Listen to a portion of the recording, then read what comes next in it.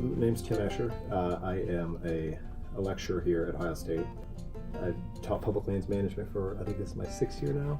And I got my master's here from Ohio State in degree, but public lands has been something, like I said, I've taught this class for quite some time, and it's something I've always been passionate about. We've been to almost 50 states and visited national parks in almost all of them.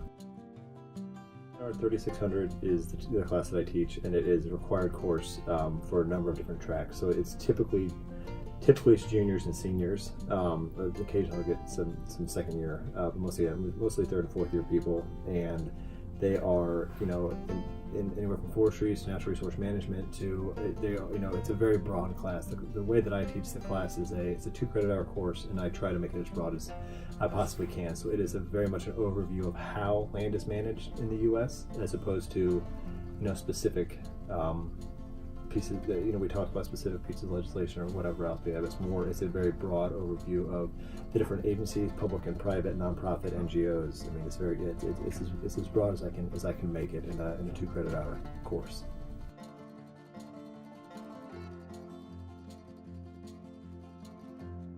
I'm switching the class this year. I'm taking out a full lecture that I had done and replacing it with sort of the changing face of public land management. And this shutdown has sort of forced my hand on that a little bit. I feel like the students need to know that this is more of a reality than it used to be.